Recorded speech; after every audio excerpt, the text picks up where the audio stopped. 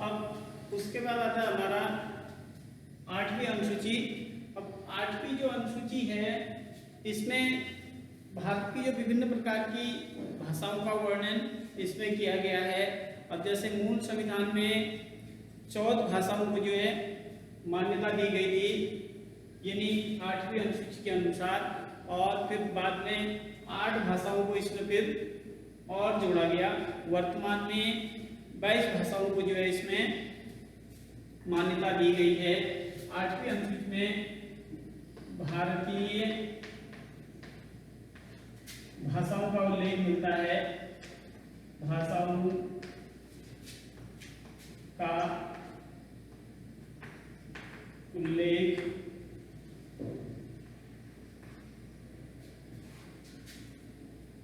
मिलता है।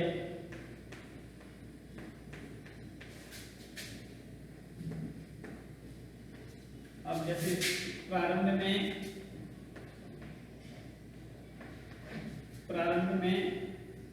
14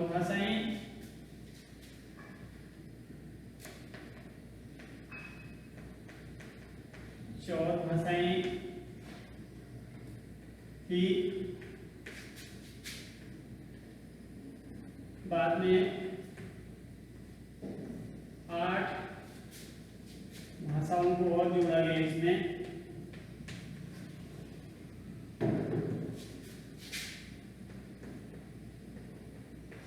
जोड़ा गया। अब ये वर्तमान में जो है आपकी वर्तमान में 14-8 यानी बराबर 22 भाषाओं को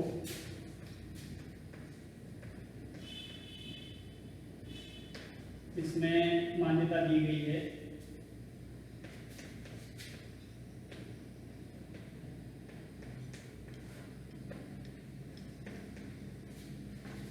बाईस भाषाओं को ये वर्तमान में इसमें मान्यता है। उसके बाद जो 4 अनुसूचियां बाद में इसमें जोड़ी गई। अब फिर आती है आपकी 9वीं अनुसूची। 9वीं अनुसूची ये आपकी 9वीं जो अनुसूची है, प्रथम जो संशोधन हुआ संविधान में, प्रथम संशोधन यानी 9वीं अनुसूची में जो प्रथम संशोधन हुआ 1951 में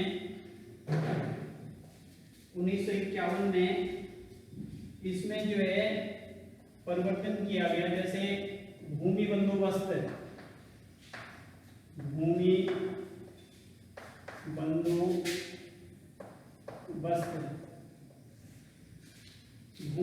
बंदोबस्त है। इसमें 284 उस समय विषय थे। इसमें इसका प्रावधान मिलता है यानी 9वीं अनुसूची में प्रथम जो संविधान संशोधन किया 1951 में, उसमें भूमि बंदोबस्त जैसे चकबंदी ये लागू की गई। इसमें 284 विषय थे। उसके बाद इसको 9वीं सूची में जोड़ दिया गया। इसकी जो विशेषताएं हैं,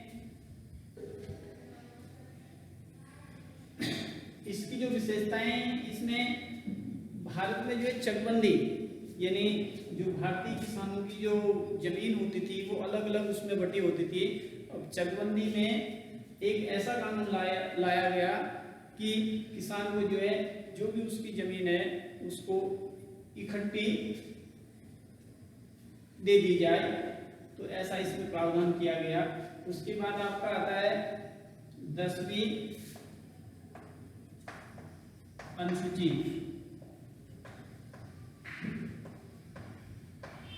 10वीं अनुसूची ये आपकी इसमें 1985 में 52वें संविधान संशोधन संविधान संशोधन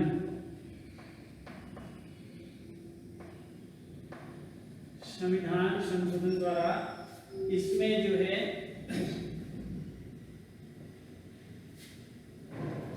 इसमें संशोधन किया गया और इसमें जो दल बदल की राजनीति है यानी जो दल बदलने की प्रक्रिया है उसमें उनकी सदस्यता को रद्द करने का प्रावधान है। यानी संशोधन करके दल बदल राजनीतिक पार्टियां जो दल बदलती हैं उनकी जो सदस्यता है उसको रद्द करने का प्रावधान इसमें है। दल बदल प्रक्रिया पर रोक लगाने का प्रावधान।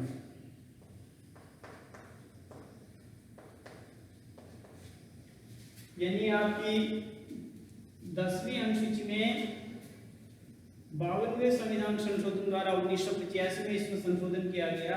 इसके अंतर्गत जो राजनीतिक पार्टियां हैं उनको दल बदलने की जो प्रक्रिया है यानी जो राजनीतिक पार्टियां एक पार्टी से दूसरी पार्टी में चले जाते हैं जो भी विधायक हों या सांसद हों वो उन पर रोक लगाने का प्रावधान और उनकी जो सदस्यता है उसको रद्द करने का प्रावधान 10वीं अनुसूची में मिलता है। उसके बाद 11वीं अनुसूची है। 11वीं अनुसूची अब 11वीं अनुसूची में आपका ये 1992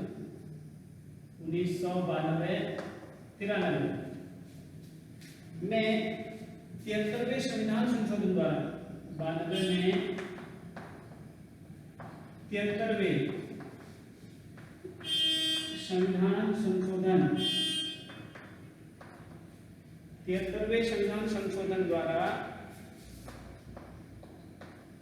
73वें संविधान संशोधन द्वारा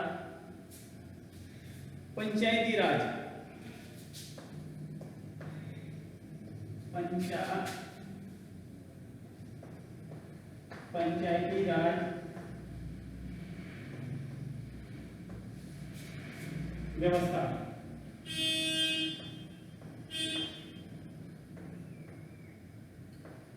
व्यवस्था का वर्णन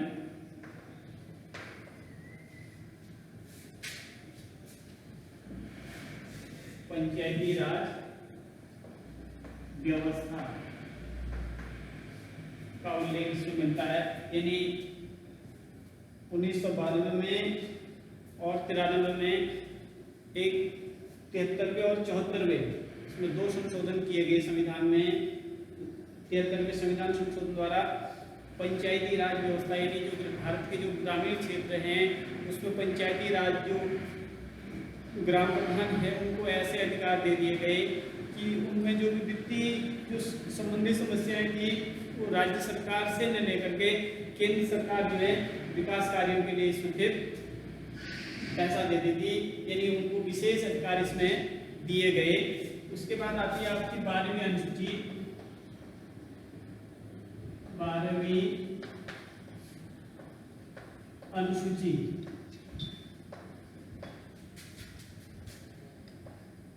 12वीं अनुसूची अब 12वीं अनुसूची में ये भी 74वें संविधान संशोधन द्वारा 74वें संविधान संशोधन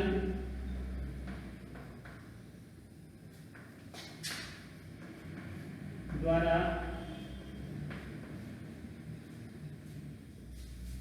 1992-93